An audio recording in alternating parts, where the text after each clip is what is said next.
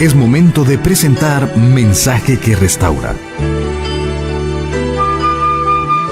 Un programa donde encontrará la exposición del Evangelio de Jesucristo en voz del pastor Wilber Rodríguez. Le invitamos a acompañarnos en el estudio de hoy. Milagros sean hechos en el nombre de Jesús. Aquí hay personas que han venido con necesidades extremas y hay personas que han quedado en sus hogares también con necesidades extremas. Rogamos por los que están en los hospitales. Pedimos por esa niña que está ingresada en el Hospital Brun, Señor. Extiende tu favor, tu mano de misericordia para sanarle. Por ese jovencito que está ingresado en el Hospital San Juan de Dios. Tú tienes poder para obrar, porque tú eres el mismo de ayer y hoy y por siempre. Y danos ahora sabiduría para poder entender tu palabra, retentiva para retenerla, discernimiento para poder discernir los versículos que habremos, Señor, de desarrollar uno a uno. Es nuestra rogativa, Padre, que agregues también a tu iglesia los que han de ser salvos para la gloria y la honra de tu santo nombre. En Cristo Jesús hemos pedido todo esto, Señor. Amén. Abramos nuestras Biblias en el capítulo 9 del Evangelio de Juan. Estamos estudiando este día el Evangelio de Juan, capítulo 9. Vamos avanzando conforme los días van transcurriendo. Vamos avanzando en el desarrollo de estos estudios. El tema que vamos a desarrollar lleva como nombre la terquedad de los judíos. La terquedad que hay en el corazón de los judíos.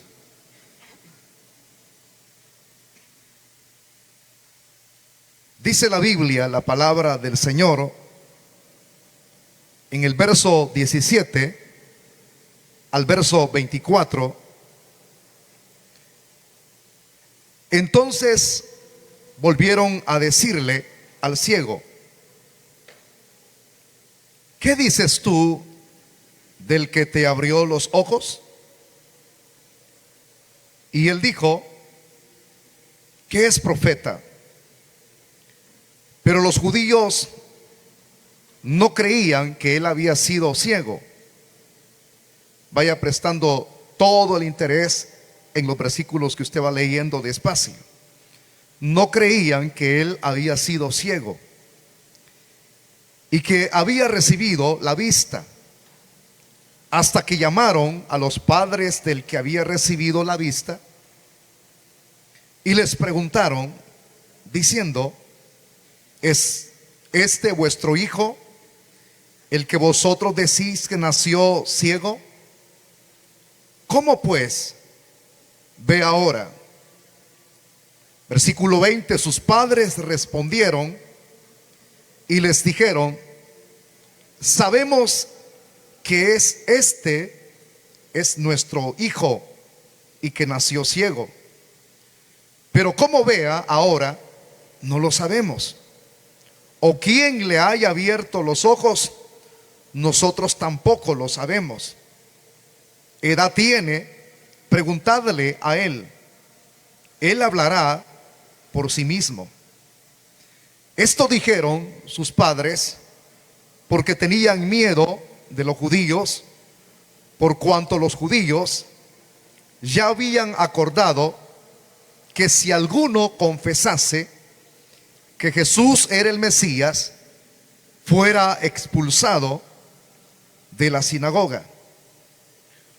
Por eso dijeron, versículo 23, sus padres: edad tiene, preguntadle a él.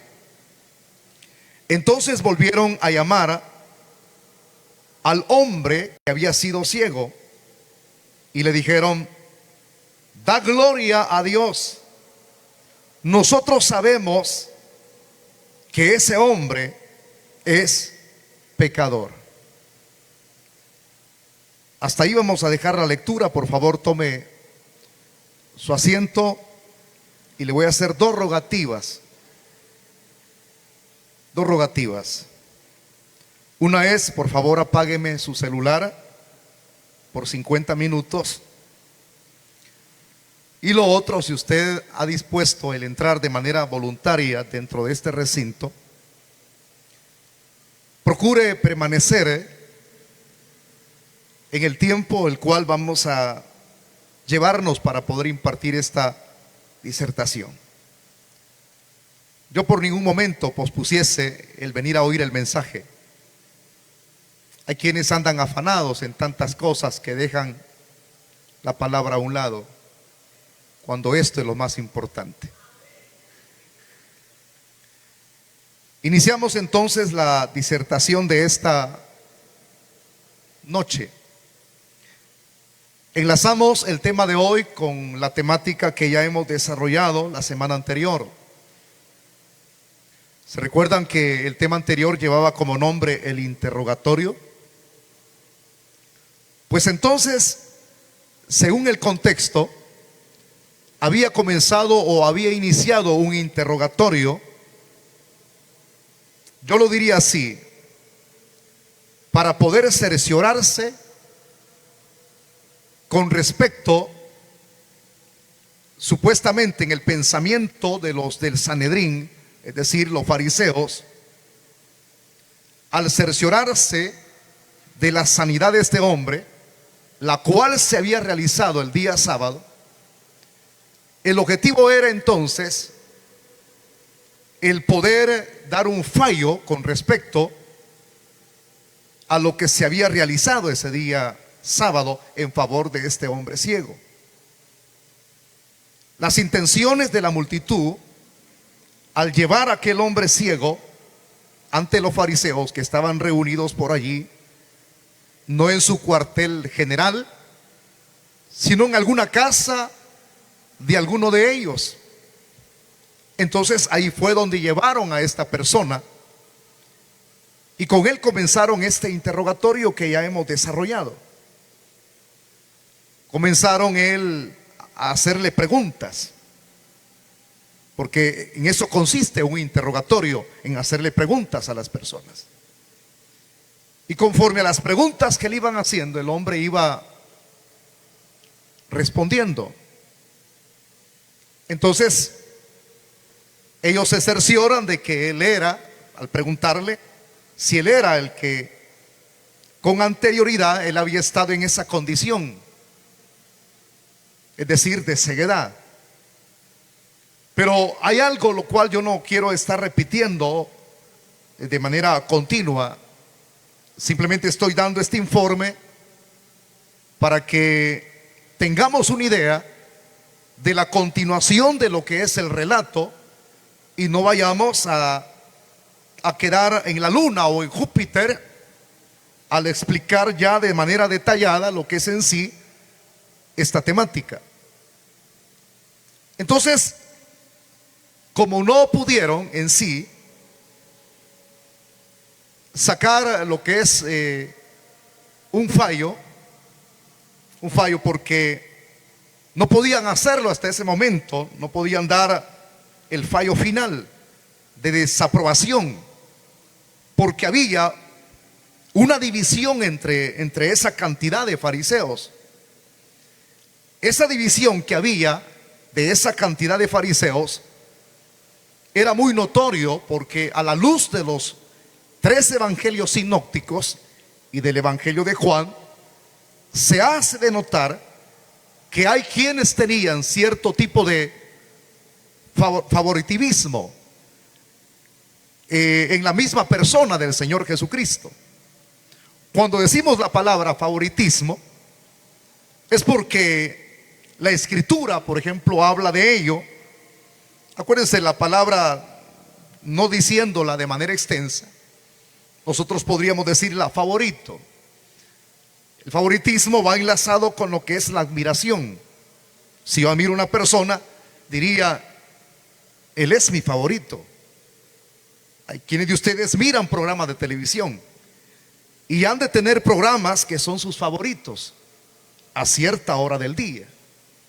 Entonces, si hay cierto favoritismo, hay admiración por ese programa.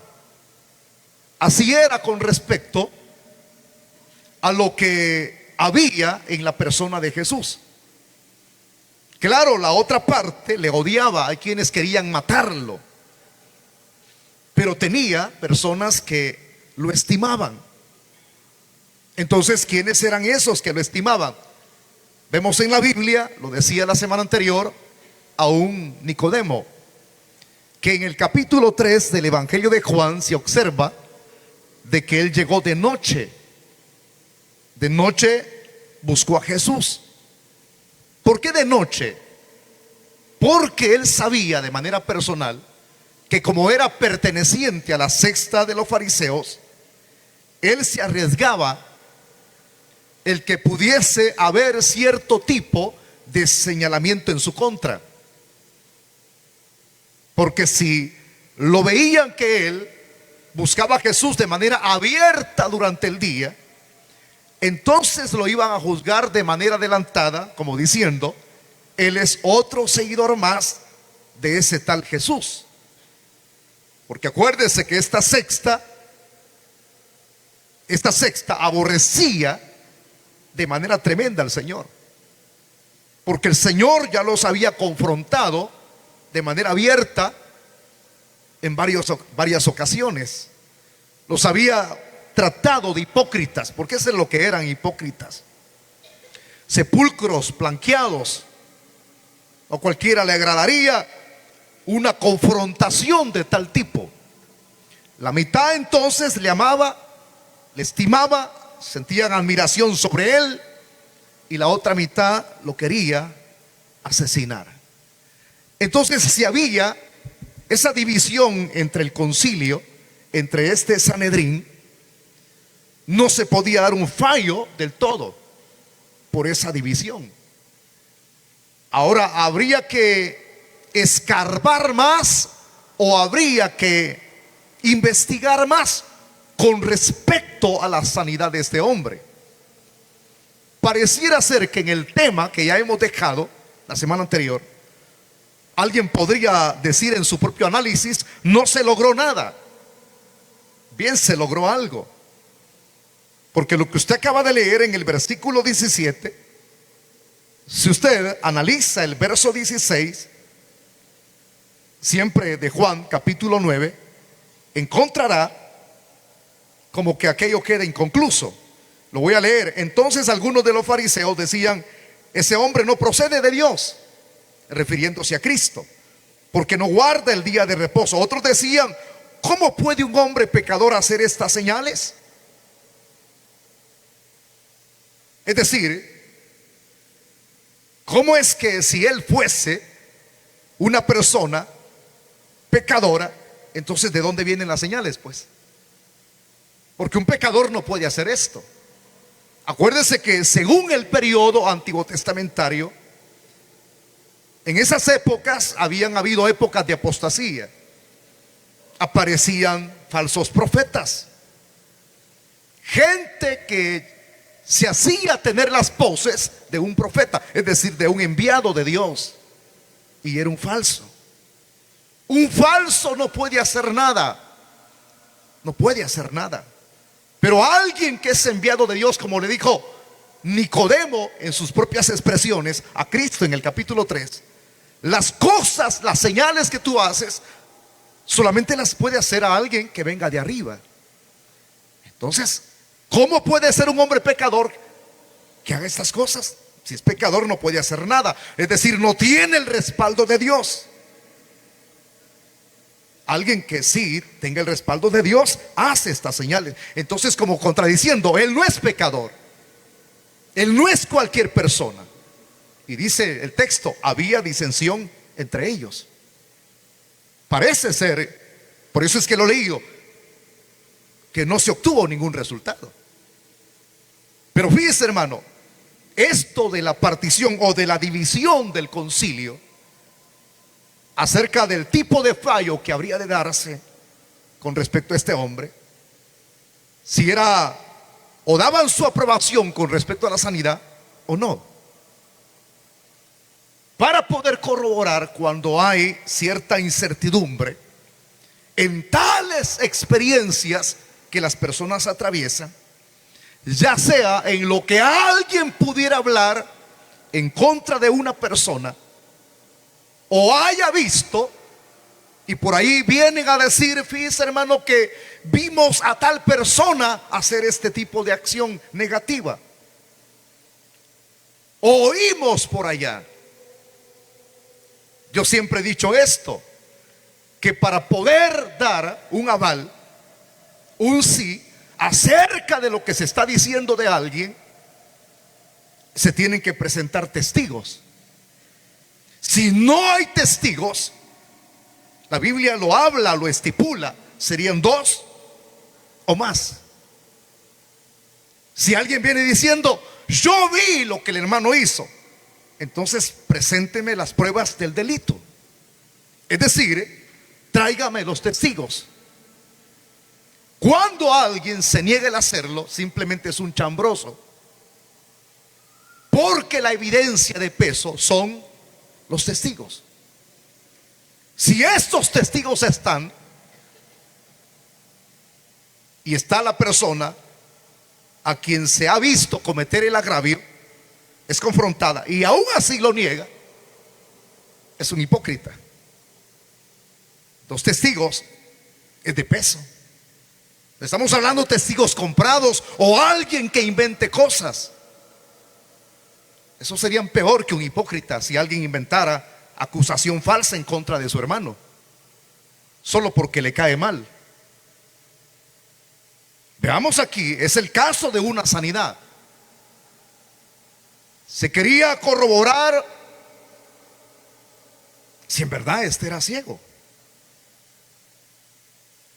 Aquel irrespetó el día sábado, por eso es que se le llama pecador.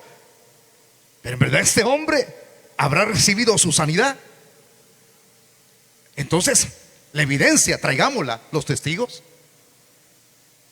Pero antes de entrar en juego los testigos, lo que quiero que quede muy en claro, ya para entrar al desarrollo de esta temática, es que estos tipos, se lo voy a adelantar, a pesar de que se trajese a los testigos, su corazón siempre habría de permanecer igual. Cuando hay cierto tipo de indisposición acerca de algún asunto, el incrédulo muchas veces busca evidencia, algo lo cual se pueda presentar. Aquí se habría de pedir evidencias si ese milagro, esa sanidad era verdad. Pero a pesar de que se presentase, el corazón obstinado de estas personas no cambiaría. Ellos seguirían en su terquedad. O sea que aunque se presentasen las bases, ellos seguirían sin creer. Y esto es muy importante que lo entendamos si usted quiere escribirlo. Cuando una persona tiene abierto su corazón para creer, no necesita ver. La Biblia, la fe, no es un asunto de que si nos van a presentar algo, entonces creemos. Esto no es así. La fe no necesita ver para creer. Las expresiones de Cristo hacia Tomás, cuando lo tuvo enfrente, le dice estas expresiones: Tomás, porque él había dicho con anterioridad: hasta que no meta mis dedos en sus manos que fueron horadadas por los clavos, hasta que no meta mi mano en su costado, entonces no creeré. Porque le dijeron: Tomás, el Señor ha resucitado. Él no. La frase común del incrédulo: hasta no ver, no creer. Y la otra frase: hasta no palpar, no creer. Entonces Cristo se le aparece y le dice las primeras expresiones: Tomás, mete tus dedos en mis manos. Tomás, mete tu mano en mi costado, donde le incrustaron la lanza en el costado izquierdo, donde el Señor miles de años atrás hizo una operación a Adán para sacarle la costilla y crear a la Ishet, la ayuda idónea de esa misma costilla. Pues ahí estaba el orificio. Mete tu mano en mi costado. Estaba mostrándoselo. Era realidad. ¿Y qué sucede en segunda instancia? Tomás cae en el piso. Y cuando cae en el piso pronuncia dos frases que tienen trascendencia y peso. Reconocimiento de quién, delante de quién había caído en el suelo. Y dice: Dios mío, Señor mío. Está diciendo que Jesús es su Señor. Curioso, el soberano. Y dice: Dios mío. El que está ahí es Dios hecho carne. Y viene Cristo y le dice las expresiones, las cuales quiero tomar como ejemplo para enriquecer esta temática en su desarrollo. Es que Cristo le dice a Tomás: porque me visteis, creísteis. Pero bienaventurados aquellos que sin ver hemos creído en el Señor. ¿Cuántos han creído en el Rey de Reyes y Señor de Señores? No se nos mostró para creer en Él. Que la religión universal, pequeños, chicos, cuando éramos unos peladitos, nos dijeron: ese es el Cristo. Uno que estaba en un madero. Y nosotros creíamos. Pero cuando crecimos y crecimos y tuvimos la revelación del Señor, sabemos que ese no es el Cristo. Ese es un crucifijo. Ese es un ídolo. Y detrás de cada ídolo, dice la Biblia, hay un demonio. No, cuando Él se nos reveló, se nos abrieron los ojos. Pasó la ignorancia, las tinieblas. Decir tinieblas es decir ignorancia. Y conocimos la verdad. Y la verdad nos dio comprensibilidad de todas las cosas. ¿Cuál? Que Cristo murió, pero también resucitó. Y si Él resucitó, también ascendió a los cielos. Y Él está a la diestra de Dios Padre Todopoderoso, intercediendo por nosotros. Ese no era mi Cristo.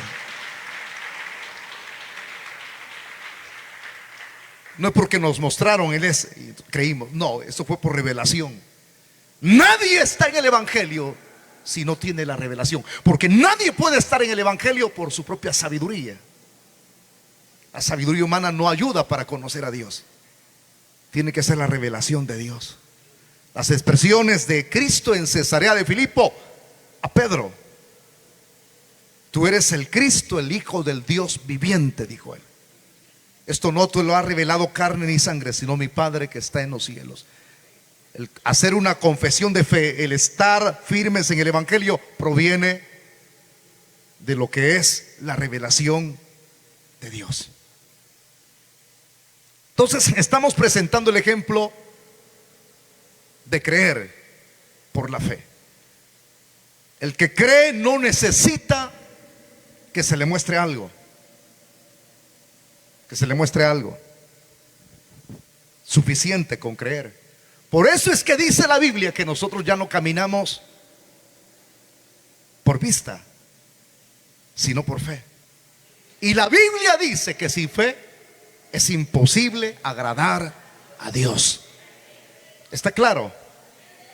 Entonces estos montón de incrédulos, tercos, no ustedes, no que de los cuales yo estoy estudiando acá, aunque se les presentara las bases y la evidencia, los testigos, ahí va a ver usted al final, me estoy adelantando, no iban a creer. La pantomima era, el show era.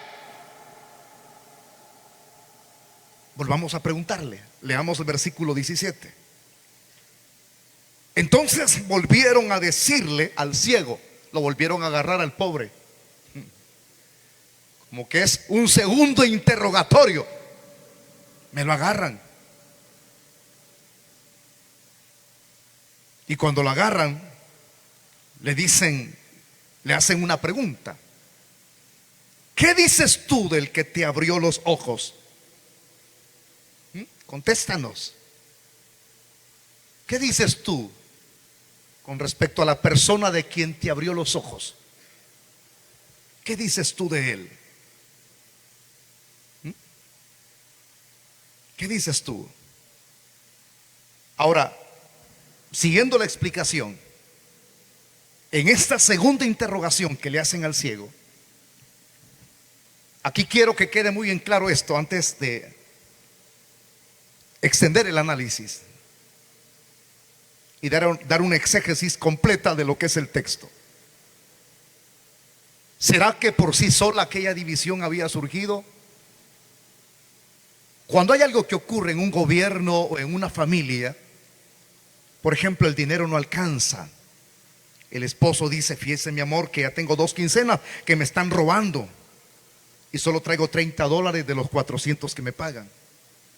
Entonces dice el esposo y se rasca la cabeza: que hay mano peluda. Y cuando hay corrupción en un gobierno y los millones que envían no se utilizan para hacer carreteras, ni mucho menos para ayudar a los pobres, y se ve que están en zozobra económica que no alcanza, pum, meten más impuestos y la gente está siendo dañada, está siendo cargada. Entonces los analistas políticos escriben sus columnas en el periódico y yo veo como que se estuviesen rascando la barbilla o la cabeza y dirían: aquí hay mano peluda. Cuando hay algo por lo cual dudar, hay que hacerlo. Pero cuando haya algo en lo cual no tenemos que dudar, no hay que hacerlo. Le presento eso, ¿sabe por qué? Porque esta división que había entre el Sanedrín, yo no diría, ni me rascaría la barbilla ni la cabeza: aquí hay mano peluda. No, aquí está la providencia de Dios en este asunto. ¿Por qué? Véalo usted de este ángulo. Allá en el primer interrogatorio se había quedado a medias, mano. Pero en cambio aquí, dentro de ese permitir de Dios que esto se alargara, Dios hubiese querido que esto terminara en la voluntad de Dios. Si yo lo hubiese querido, así hubiese sucedido. Pero cuando Dios decide que algo se extienda, se va a extender porque es su voluntad. Y nadie tiene que altercar contra lo que Dios permite. Dios permitiéndolo por alguna finalidad, algún propósito. Entonces, ¿por qué esto entonces se alarga? ¿Por qué en el segundo interrogatorio? Dentro de la voluntad de Dios, en su providencia, era para que esto se extendiese. ¿Se extendiese para qué, diría alguien? ¿Para qué? Para que de esto, que habría de hacerse en segunda instancia, se sustrajese algo positivo. O sea, habría de tener un efecto positivo. ¿Por qué? Porque ahora aquello que habían visto como algo superficial, algo en lo cual no profundizaron, ahora habrían de ponerle empeño en investigar más. Y eso no es de cualquiera, es Dios permitiéndolo. Investigar más, sí, investigar más a fondo. Y ese investigar más a fondo implica que habrían de haber más preguntas, aunque fuesen, dicen algunos expositores, las mismas preguntas que ya se habían expuesto con anterioridad acerca del milagro. Pero ahora, aunque fuesen las mismas preguntas, entonces sería más plena y clara las preguntas más que antes. Y ahí es donde viene acá el versículo 17. Entonces volvieron a decirle al ciego: ¿qué dices tú del que te abrió los ojos? ¿Qué dices tú del que te abrió los ojos? Denote, evidentemente, esta pregunta significa, aplicando la exégesis, es decir, la interpretación de la palabra, para que usted la oiga más claro. ¿Qué piensas de esa persona? ¿Qué dices tú de esa persona que te abrió los ojos a ti. Oh, ya están metiéndose más. Una cosa es preguntar a medias, por encima, superficialmente, y otra cosa es profundizar. ¿Qué dices tú de la persona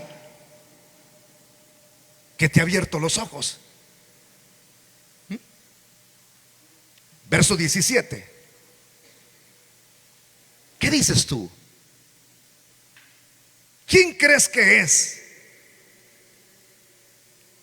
Como diciendo, en vista de que ha hecho, bueno, no alargaría mucho, en vista de que Él te ha curado. ¿Quién dices tú que es? ¿Quién dices tú?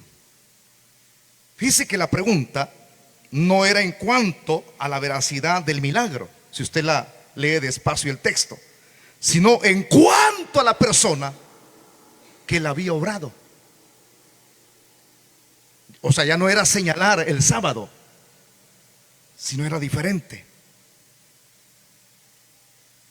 Parece ser que la intención a la pregunta fuera sacar algo de aquel pobre hombre que les permitiera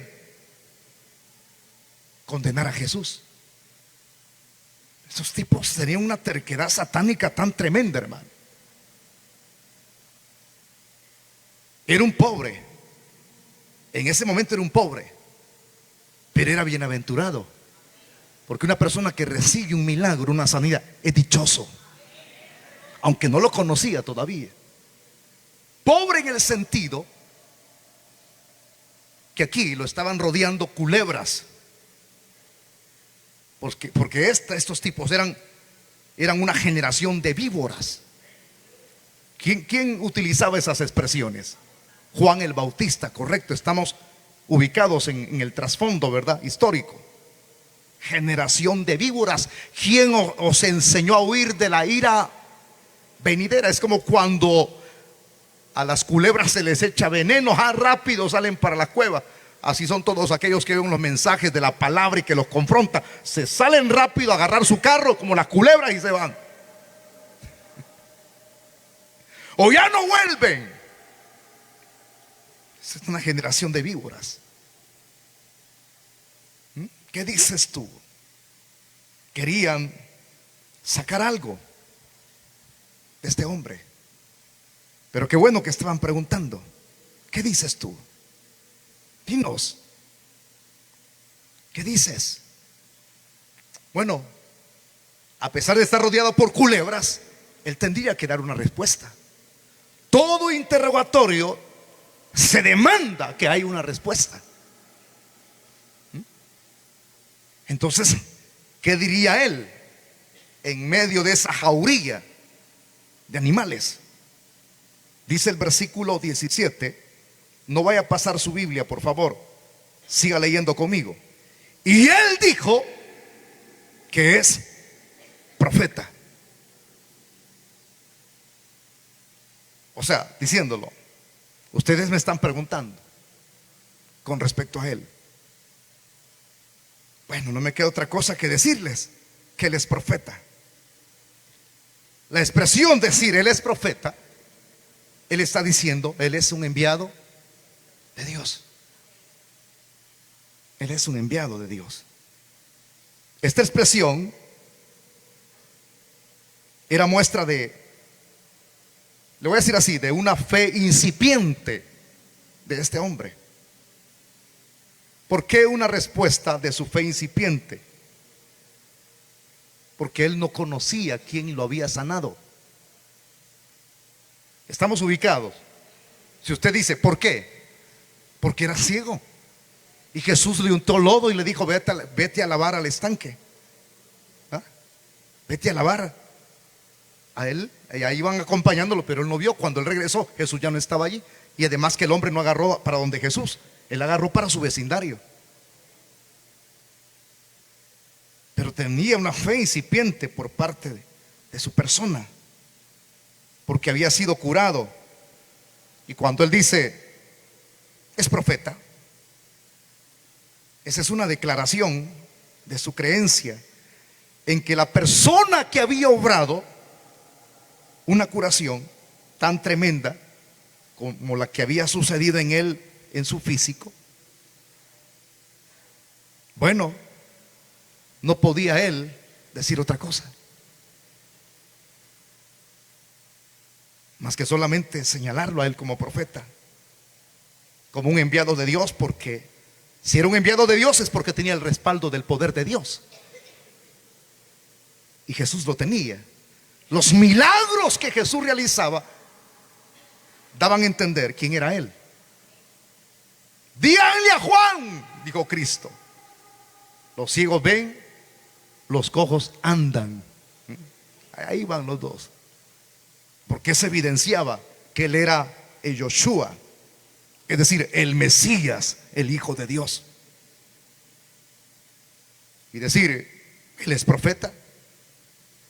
Yo creo que un fariseo conocedor de la religión rápido cayó, porque decir profeta es decir, como Eliseo,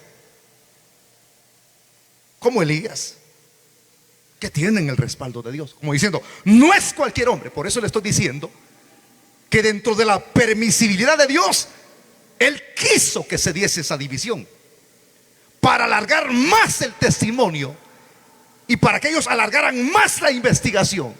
Mientras más se alargue la investigación, hay más preguntas, y mientras más preguntas hay respuesta. Y cuando se dan respuestas como estas, queda la evidencia de que ese hombre no es cualquier persona. Es como que si nos preguntasen a nosotros, ¿quién te hizo el milagro de tener nueva vida? Nosotros no señalamos a María, no señalamos a San Antonio, no señalamos al santito nuevo que tienen los religiosos, San Romero. No señalamos al santo de los brujos, no señalamos al santo de los insectos, San Cudo. A quien señalamos por el milagro de tener nueva vida es aquel que hace 2000 años vino a morir por nosotros en la cruz del Calvario. Y si más se alarga el discurso y las investigaciones de los científicos corroboran si en verdad Cristo vino hace 2000 años, vamos a ver si la vida de él era íntegra, y siguen alargando el discurso. Investigan, hasta pagan arqueólogos. La invención de los arqueólogos allá por el 2000 o el año 99 se van a meter a Jerusalén y no estaban convencidos que esa fuese la tumba de Jesús. Y los arqueólogos antiguos, con fotografías, los diccionarios que uno compraba, allí uno evidenciaba que ahí estaba la tumba, pero estaba vacía. Pero ellos vienen y se van allá, estos arqueólogos, vende patria, vende religión, y sacan comentarios estúpidos, sin validez, incoherentes. Allá en la tumba nueva de Jesús, como diciendo, la tumba antigua no tiene validez, es mentira de los antiguos arqueólogos. Alargan su discurso y toda la gente les hizo caso. Fue una bulla eso. Hallaron la tumba nueva de Yoshua, y más que eso fue bulla, escándalo, porque para esos días ya andaba circulando ese libro hereje, apóstata, del Código de Da Vinci, escrito por Dan Brown, que es una basura. Eso no concuerda con la Biblia. Entonces como que concordaron todos para que ese libro fuera bestseller, fuese lo mejor para los incrédulos, pero para uno que conoce la Biblia, es una estupidez. Dijeron que habían hallado el hijo de Jesús a la par, Yoshuita, y hallaron la tumba de María Magdalena, la madre de Yoshuita. Significa entonces que la gente armando el rompecabezas, entonces dirían, Jesús tuvo mujer, Jesús tuvo hijos, que el Señor reprenda al diablo. Mientras más se alargue la investigación y las preguntas, hay respuesta. Y la respuesta la Biblia da. Yo no tengo por qué defender la Biblia. La Biblia se defiende ya sola. La palabra de Dios dice, con respecto a la persona de Jesús, dice que Él fue tentado en todo, pero sin pecado. Suficiente. A ese siguen alargando ellos. Si nos preguntan a nosotros, ¿quién te cambió? Jesucristo. ¿Y por qué no hablas de otros santitos? Porque ningún santito me cambió, si no es santo de santos. Y él dijo, el profeta, es el profeta. Pero dice el verso 18, dice, pero los judíos no creían que él había sido ciego. Hombre, yo para leer esto he leído una diversidad de herramientas. Le hago una pregunta. ¿Usted conoce algún loco de aquí de Chalchuapa? Que usted conozca. Cuando le digo loco, loco, loco, porque en el sentido espiritual todos los cristianos somos locos, pero no similar a los locos que han perdido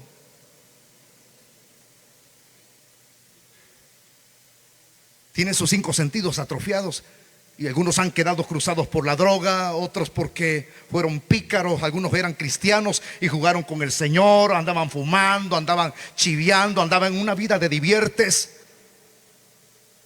Y de repente se quedaron cruzados, porque con Dios no se puede jugar. Loco, loco. La palabra loco, cuando se dice en la Biblia respecto a Pablo, está hablando de alguien apasionado, no alguien que hace cosas incoherentes. Entonces decir loco en el cristianismo es: yo estoy apasionado por Jesús. Así como cuando usted estaba apasionado por su mujer, cuando se echaba todo el perfume, pero hoy ya no está apasionado por la vieja que tiene, ¿verdad? Porque ya no se sienta a la par de ella. Ella por una esquina por allá con el cipote y toda panzona, toda lombrizosa, y usted adelante, puro bicho. Porque no la cuida su mujer. Si le enseñara la foto de quién se enamoró hace 30 años, ahí andaba como que si fuera perrito detrás de ella, faldero. Nosotros tenemos una pasión por Jesús. Por eso es que alguien dice: y vos que solo en el templo querés pasar. Estamos apasionados por Él. Usted no me diga amén, porque tú no estás apasionado. Yo no te veo en los cultos de la mañana. Tú no puedes venir a mentir aquí. No vengas a tirarte una media lloradita levantando la mano y dices: yo estoy loco por Jesús. No, un loco está apasionado. Cuando uno tiene pasión es porque ama. Tú estabas apasionado por tu mujer cuando era tu novia. Cuando uno está apasionado, ama y desea que esa persona esté con uno a la par del lecho, en la cama. Deseas estarla besando, deseas estarla abrazando, ¿sí o no? ¿Por qué se quedan con la boca abierta? Pues cuando uno está apasionado por Cristo, uno desea abrazarlo, uno desea besarlo, uno desea estar a sus rodillas. Y uno puede pronunciar aquel texto que dice: es mejor estar en sus atrios un día a la vez. El cristianismo de hoy en día es diferente a ese texto. Es mejor estar muchos días en la fiesta Julias que 1000 fuera de ellos, porque hacen cosas incoherentes que no compatibilizan. Muchos de ustedes se cuelan el mosquito y se tragan el camello. Dispénseme, lo que le estoy diciendo no viene de parte mía, sino del Espíritu Santo. ¿Por qué no dicen amén? ¿Por qué están mudos? Entonces la pregunta es: ¿conocen ustedes algún loco aquí? En su vecindario, ¿conocen algún loco que esté en entrada? Alguien que le pide los bolitos más conocidos de Ciudad Real, los bolitos más conocidos de Chalchuapa. ¿Conoce alguno en el mercado? Aquí estoy viendo varios que yo los veía, que aquí venían. Hay hermanos que venían tomados aquí, locos, con delirium tremen. Allí le venían diciendo a la viga de aquí de la iglesia: Julia, Julia. Hablando con la Julia, la base de la iglesia. Locos. Y como yo los conocí, entonces, ahora que han sido transformados, yo puedo decir: él era el loco antes. El loco. Usted los conoce, los de aquí. Sería uno un hipócrita fingir que no conoce a alguien que uno denota o observa de manera visible muy regularmente. Esos tipos eran hipócritas. No creían que él hubiese sido ciego. ¿Quién no conocía a este hombre? Y no lo ponían cerquita del templo, pues. No creo que no lo hayan visto. Lo veían. Lo que pasa es que su corazón terco no permite aceptar lo que Jesús hace.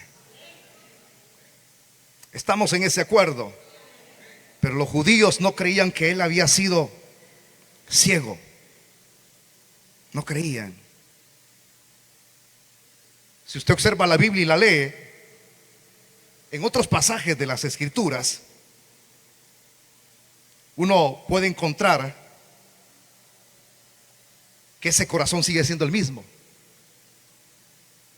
Es decir, incredulidad, una extraordinaria incredulidad de este pueblo judío, obstinados. Y si usted sigue leyendo más textos, encontrará que siempre su corazón habría de estar cerrado ante la luz de estos milagros, porque esa era como una evidencia, una luz. Pero como eran ciegos, no hay ciego más ciego que el que no quiera ver, ¿verdad? No creían que él había sido sanado. Entonces está bien, no creen. Sigamos leyendo el verso número 18. No creían que había recibido la vista hasta que llamaron a los padres. ¿A los padres de quién? Del que había recibido la vista. Allá venían, yo no sé, la Biblia no prescribe qué edad tenían, pero si eran ancianos, usted sabe que la postura de un anciano a un joven, su forma de caminar cambia. Aunque yo he visto aquí en nuestra iglesia que hay ancianos que caminan puros hipotes, y hay hipotes que caminan arrastrando la petaca porque no quieren hacer nada en la obra como ancianos. Veo a estas dos personas caminando. Las mandaron a traer y han de haber llegado los mensajeros. Entonces tocaron a la puerta. Aquí venimos. ¿Usted es el papá del ciego? No. ¿Es el papá del ciego o del que ve? Él dijo, bueno, los padres dijeron, los dos progenitores, nuestro hijo es ciego, entonces queremos darle una sorpresa. Fíjese que lo mandan a llamar. Bueno, y en el camino quizás le iban contando a él, ¿verdad? Su hijo, el que era ciego, fíjese que ha recibido sanidad. Bueno, ese podría ser el comentario de algunos, pero el comentario de otros en sus exposiciones, en lo que escriben, dice así: ellos ya sabían lo que había ocurrido.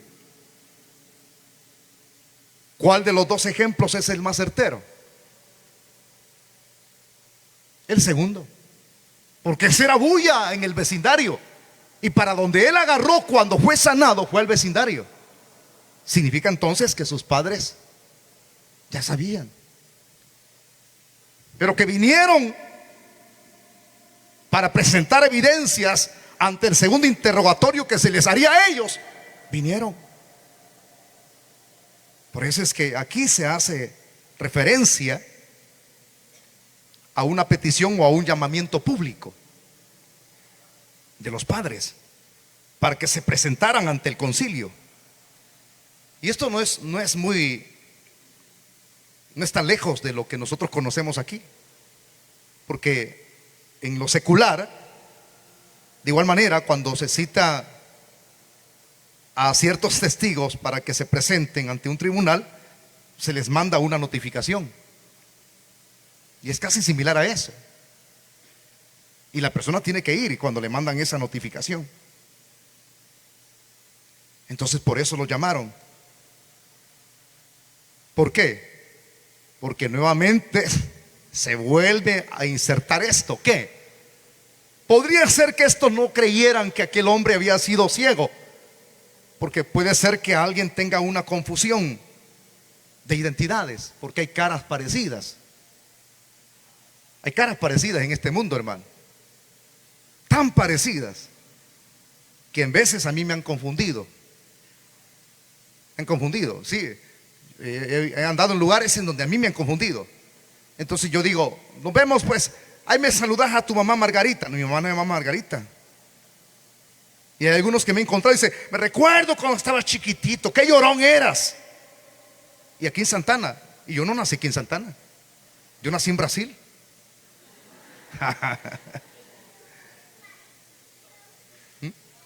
Se recuerdo que viviste ahí cuando estabas de 2 años por el barrio San Rafael. No, yo nací en Usulután, en el barrio El Calvario, exactamente. Ahí nací yo.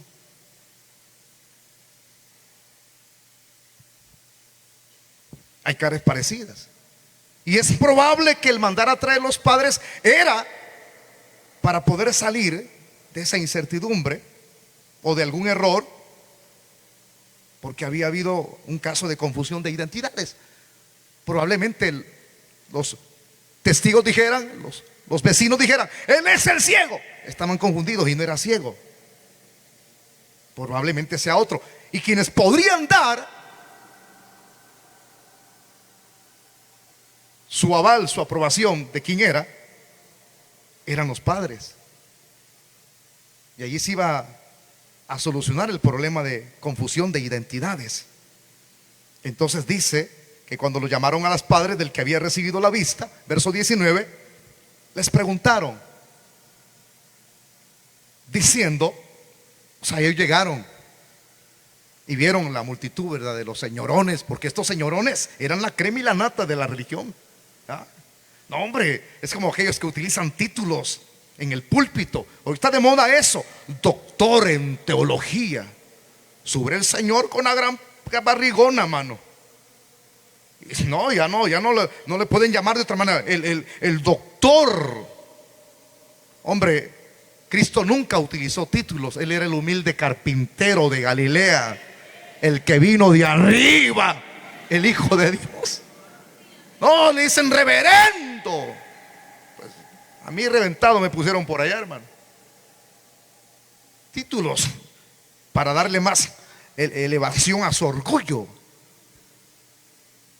Él vio el montón de gente encopetada, porque esos tipos tenían elegancia. Sus vestuarios, no, hombre, cualquiera. Y él vio eso. Ahí estaba su hijo. Iban llegando los padres. Y dice el verso 19, pum, los pararon. Pero vean esto, quiero que aquí hagamos esto. Al muchacho lo excluyen. Dicen: tú hacete para un ladito. ¿Y tu papá qué? Aquí hacen concursos en algunos lugares, concursos de esposas. Dice hace unos años hizo un concurso en Canal 2. Más de 1,700 colones, muchísimos años atrás fue eso. Estaba circulando en Colón todavía. Era concursos y compatibilizaban con los gustos. El esposo sabía los gustos de la esposa, el esposo sabía los gustos del esposo, recíprocamente. Entonces, eran 5 parejas. Entonces, dejaban al esposo a un lado y le preguntaban: ¿qué tipo de pasta utiliza tu esposo en la casa? Colgate. Bueno, no solo una pregunta, habían más, eran como 7. Y mandaban a llamar al esposo: ¿qué tipo de pasta utiliza usted? Y él no decía Colgate, decía otro tipo de pasta. Descalificados. Y mandaban a llamar a otra pareja: ¿qué tipo de pasta utiliza tu esposo? Decía Colgate. Y mandaban a llamar al esposo: ¿qué tipo de pasta utiliza tu esposa? Entonces era como estar ahí dando a conocer lo que ellos tenían como gusto en las cosas que se utilizaban en la casa. El color de los calcetines, el color del vestido que más le gustaba al esposo o a la esposa. Es un juego. Y habían ganadores, porque hay quienes sí conocían en verdad, se ceñían, se interesaban en conocer de verdad los gustos de su esposa o de su esposo, y concordaban. Aquí hacen a un lado al muchacho ex ciego para agarrar solitos a sus papás, para ver si estos en verdad se les sacaba alguna información que fuera coherente. Entonces dice el verso 19: y les preguntaron diciendo: ¿es este vuestro hijo? 3 preguntas en el verso 19. 3 preguntas. ¿Es este vuestro hijo, el que vosotros decís que nació ciego? Segunda. Tercera: ¿cómo pues ve ahora? ¿Es este vuestro hijo, que nació ciego? ¿Cómo pues ve ahora? Fíjese, hermano, ante estas preguntas, el objetivo de los enemigos, porque estos eran enemigos de Jesús, ellos ante esto, uno lo podría ver como algo sencillo, trivial, las preguntas. No, El objetivo de estos tipos era ir demasiado lejos, porque ahí estaban los padres, al llamar a los padres del que había sido curado. Lo presentan en público. Y ellos eran los dos mejores testigos, los cuales podían evidenciar de manera concreta la sanidad de su propio hijo. Entonces las preguntas hablan con respecto a la identidad de aquel hombre. ¿Es ese vuestro hijo? Y lo otro, la pregunta también hablaba o daba a conocer con respecto si él había sido ciego de nacimiento o que si veía. Entonces, cuando los padres escuchan ante ese interrogatorio que les están haciendo, las preguntas, aquí podían pasar dos cosas, fíjese hermano, porque ellos tenían que ser sabios. Acuérdese que estamos hablando de personas judías, y si uno estudia la cultura hebrea, uno encuentra esto en su cultura. Todos sabemos que los judíos los días sábados, el sábado, se reunían en las sinagogas a leer el libro de los profetas o la Torah, algunos de los libros de Moisés. Si una de esas familias andaba errando, era excomulgado. Por ejemplo, si un joven judío decidía trabajar con el gobierno romano cobrando impuestos, lo excomulgaban, quedaba excluido de esas reuniones religiosas. Y sus amigos ya no les hablaban, los marginaban. Eran los parias de esa época, el desecho, porque decir publicano era en esa época decir ladrón. Que quede bien en claro esto que estoy presentando. Si alguien favorecía a Jesús en esta época, estaba a favor de él, eso implicaba el peligro de que lo excomulgaran, que lo marginaran. Aquellos dos viejitos sabían eso, hermano. Y me gusta esto, la respuesta que ellos van a dar, porque estos tipos, cuando los traen, fíjense que hay un dato muy importante, y es ahí mismo lo voy a leer, en el verso que estoy ahorita dando a conocer. ¿Es este vuestro hijo? El que vosotros decís. El que vosotros decís. Lo estuve leyendo en la expresión en el griego, en el original de la Biblia. El que vosotros decís. Fíjense que la frase, en la connotación de su interpretación, reza así: que vosotros decís, insinúa que consideraban a los padres, teniéndolos enfrente, preguntándoles, los consideraban como unos impostores y que estaban comportándose de forma engañosa y que ellos estaban participando, dice un expositor, en una conjura orquestada por Cristo para difundir la bulla de que su hijo había sido sanado, aún teniéndolos ahí, el corazón tan endurecido, que a pesar de haberlos traído lo que ellos dijeran, no iba a cambiar su posición terca. Respóndenos, ¿es él vuestro hijo? El que vosotros decís que nació ciego, ¿cómo pues ve ahora? La pregunta final, ¿cómo pues ve ahora? Entonces dice el verso 20: sus padres respondieron y les dijeron, sabemos que este es nuestro hijo y que nació ciego. Sabemos. Ellos hicieron una declaración de forma, como dice un escritor, de forma inequívoca.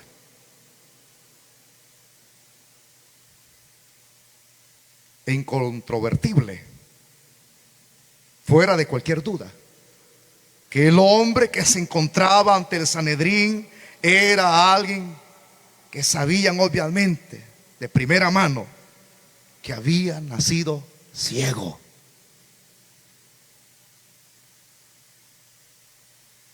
Y uno como padre, uno conoce a los hijos y no puede confundirse. Aquí no hay una confusión de identidades. Ahí estaban los dos viejitos enfrente. Ellos sabían que él era. Desde chiquito, desde nacimiento, sabemos que es nuestro hijo. Él es el que nació ciego, como decían. Ay, hermano, ¿qué más pruebas? ¿Querés más masa, lorito? Un terco, cuando está terco, no cualquier cosa lo puede cambiar. Fíjese que yo leía tanto esto, que esto me trajo al presente.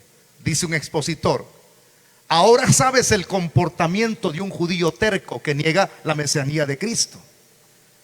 ¿Qué tal si a ti te pasa lo mismo y evangelizas a un judío de hoy en día? ¿Qué crees que te diría un judío con respecto a la persona de Cristo en el presente?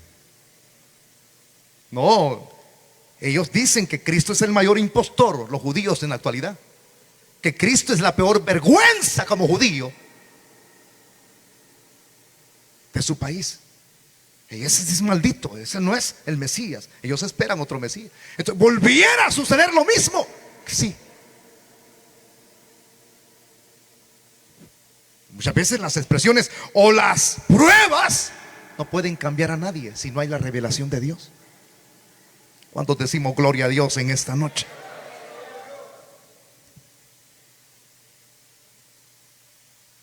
Y ahí está la respuesta.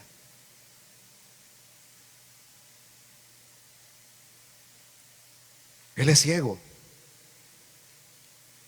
Y dice el verso 21: pero ¿cómo vea? Porque preguntaron ellos, la otra pregunta que hicieron: ¿cómo ve si él era ciego? Pero ¿cómo ve ahora? No lo sabemos. ¿O quién le haya abierto los ojos? Nosotros tampoco no lo sabemos. No sabemos. No sabemos. Están actuando de manera sabia. Y mire cómo se van a escapar, hermano, porque ya el interrogatorio quieren que cese. Entonces dice el verso 21: preguntadle él hablará por sí mismo. Mándenlo a traer a él nuevamente y pregúntenle. Y por eso es que agregan a esa frase el verso 22: esto dijeron sus padres porque tenían miedo de los judíos, por cuanto los judíos ya habían acordado que si alguno confesase que Jesús era el Mesías, fuera expulsado, lo que le expliqué, de la sinagoga. Actuaron sabiamente. Por eso dijeron, el versículo 23, sus padres: edad tiene, preguntadle. Diga la frase conmigo: edad tiene, preguntadle. Edad tiene, pregúntenle a él. Encontré esta frase en el griego, porque es muy lindo leer los originales de la Biblia, del Nuevo Testamento. Cuando dice edad tiene, hay un dato muy importante. Los judíos consideraban que un hombre tenía edad cuando había cumplido los 30. Y la frase que ellos dicen, edad tiene, estas palabras muestran la determinación de los padres. Una, de eludir en la medida de lo posible cualquier relación con el caso de su hijo. Evidentemente sentían el mismo pavor indefinido ante el concilio, tenían miedo. Pero cuando dicen edad tiene, fíjese, hermano, leía en el griego que decir la palabra edad tiene es como el mismo sentido de la expresión, el mismo sentido de la palabra. Es como dijera: él ya tiene estatura. Decir edad es decir, ya tiene estatura. Él ya está grandote, pregúntenle a él. Y ya les dije, probablemente este muchacho haya tenido 30 años. ¿Creen que un papá, un padre, un progenitor o una madre podrían seguir hablando por un muchacho de 42 años, a no ser que esté loco todavía? Que en veces que se le está preguntando al muchacho y la mamá responde: no, respóndame usted, porque edad tiene ya. ¿Qué dice? Respóndame. Edad tiene, pregúntenle a él. Entonces dice el verso 24: volvieron a llamar al hombre que había sido ciego y le dijeron: da gloria a Dios, nosotros sabemos que ese hombre es pecador. Da gloria a Dios. Lo volvieron a llamar. Ven, ya venía el muchacho con temor. Dinos la verdad. Da gloria a Dios, porque sabemos que ese hombre es pecador. Aquí no crea que le están diciendo glorifica a Dios, levanta las manos. No, esa expresión, da gloria a Dios, esta frase se puede interpretar de dos formas. Yo le voy a dar a conocer una. Es como que si estuviesen diciéndole, estás delante de Dios, glorifícale, diciendo la verdad, como quiera que sea. Dinos la verdad, dinos. Ya no sigas ocultando nada. Dinos la verdad, da gloria a Dios. Estás delante de nosotros que tenemos autoridad, que tenemos sabiduría. Él estaba delante de hombres chuecos y duros de corazón. Pero cuando uno está delante de Dios, es una cosa diferente. Pero él, ¿cómo iba a agregar aquí? ¿Cómo iba a quitarle y añadirle? Si él era la verdad, pues. Y le dicen, añadiendo, otra vez, es pecador. Allí con eso culminamos que lo que dice la boca es lo que hay en el corazón. Porque así lo dice la Biblia, que de la abundancia del corazón, eso habla nuestra boca. Hermano, cuando yo veo todo este análisis a través de esta disertación, ¿cuántos corazones no estarán igual que el corazón de estos hombres? Gente que se le dice, mire, Cristo sana, Cristo da vida, Cristo cambia, Cristo restaura las familias, Cristo puede obrar milagros. Ah, sí, llévenme a la iglesia. Ah, sí, y siguen. Yo creo que cuando una persona quiere convencer a un terco, es más terco que el que está hablando con él. Porque cuando un terco no se convence con lo que ve ni con la palabra, déjelo. ¿Hasta qué grado puede llevar la terquedad, la dureza de un incrédulo? En rechazar lo que ha sucedido, viendo como que sin nada, hermano. No hay reacción, no hay reacción alguna. Sigue en una condición de mortandad espiritual. Por eso le decía que el que tiene fe no necesita que se le presenten evidencias de algún milagro. Porque el que tiene fe, ¿usted sabe qué significa la palabra fe? Es creer. ¿Creer qué? Que Dios puede seguir haciendo obras. ¿En cuántos de ustedes Dios ha hecho obras grandes? Entonces aquí no venga buscando usted que quiero ver, quiero sentir. No viva de emocionalismo. No salga diciéndole aquí, hoy no sentí nada, solo el mensaje oí. Si eso, a eso venimos. Aquí no estamos tratando de entrar a este templo para experimentar cierta experiencia mística, donde digamos, oh hijo, ahora te voy a hablar. No, aquí se desarrollan los dones. Dios habla a través de los dones. Pero más que hablar a través de los dones, Dios nos habla a través de la palabra. Y eso es suficiente. Oh, imagino, una vez estaba en un lugar cerca de una mezquita por México, porque estuve varios días en México. Y me recuerdo muy cercano, hay una mezquita algo rara. Me quedé petrificado, hermano. Y oía gemidos, eran cientos los que habían en esa mezquita mexicana. Un rechinido.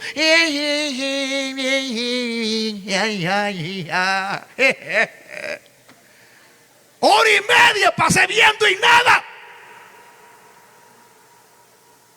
Así es, muchos que entran como a los templos evangélicos cantan y dicen, hoy no sentí nada. No se trata de sentir, se trata de oír que Dios nos habló. Aquí no venimos a hacer gemidos. Aquí venimos a oír que nos expliquen la Biblia.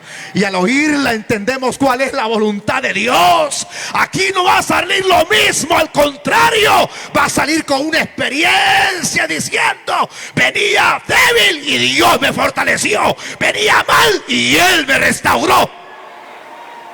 Es eso. Porque dice la Biblia, envió su palabra y Él lo sanó. Es eso. Cada vez que entremos aquí, digámosle a Dios, háblame hoy. Decía, quiero sentirte. No, háblame hoy. Porque si aquí Dios no nos hablara, váyanse para otro lugar, hermano. Váyanse para la catedral. Tal vez huelen a candela. Pero aquí, gracias a Dios, y como en otros templos donde se predica la palabra, todavía hay voz de Dios. Hay voz de Dios. Y cuando oímos la voz de Dios, nos causa malestar. Pero gloria a Dios por ello. Porque nos vamos diciendo, sentí que Dios me compungió con su espíritu. Sentí que era para mí. Por eso es que tenemos que sacudirnos toda testarudez, toda terquedad, toda incredulidad del corazón, e irnos con aquello. Dios me habló a través de su palabra, y quedar convencidos y caer tirados a sus pies, como Tomás, diciéndole, Señor mío, Dios mío, como diciendo, ya no quiero más evidencia, suficiente con verte a ti y con haber oído tu palabra. Cierre sus ojos e incline su rostro en esta noche. Vamos a hacer una oración. Así como estamos con nuestros ojitos cerrados, no se vayan a mover, por favor, de su asiento. Yo quiero hacer 2 invitaciones, tengo 2 minutos. Si alguien de ustedes quizás es de aquellos que busca milagros. Allá en Guatemala hay un señor milagrero que hace sus trances. Qué duro es eso. La gente va en buses, en microbuses, buscando milagros, pero no hay palabra, sino simple apostasía. Así es el cristiano hoy en día, confundido, buscando milagro, fuego. Ya no buscan la palabra, ya no buscan donde Dios les hable. Y por eso es que hay muchos que si se les preguntase, si se les hiciese un interrogatorio, no dirían nada, porque siguen ciegos, peor que antes.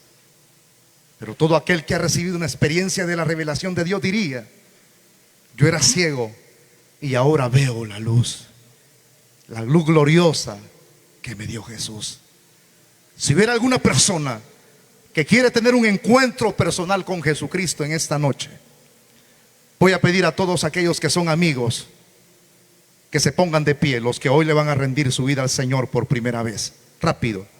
Las personas que son amigos y hoy desean arrepentirse de sus pecados y darle su vida a Cristo por primera vez, póngase de pie allí donde usted está en su asiento. ¿Habrá alguien en esta noche, algún amigo? Póngase sobre sus pies. Oraremos por usted. O si hubiera alguna persona que necesite reconciliarse con Dios, usted anda fuera de los caminos de Dios, usted sabe los tragos amargos que se está bebiendo a diario, todo por haberse separado del Señor. Pensó que iba a ser feliz, equivocado. El diablo le metió mentira en su cabeza y en su corazón. Usted está experimentándolo en carne propia. Lo que Cristo dijo, separados de mí, nada podéis hacer. Pónganse de pie los que necesitan reconciliarse con Dios. Rápido. Tengo 1 minuto nada más. Si alguien necesita reconciliarse en esta noche, póngase de pie. Póngase de pie. Oraremos por usted. ¿Habrá alguna persona en esta hora? ¿Habrá alguna persona que necesite reconciliarse con Dios? ¿Habrá alguien de ustedes que no cierra su corazón a la voz de Dios, a las evidencias que se presentan de que el Señor sigue vivo, que el Señor nos sigue hablando todavía? Entonces pónganse de pie toda la iglesia. Antes de orar, mañana tenemos...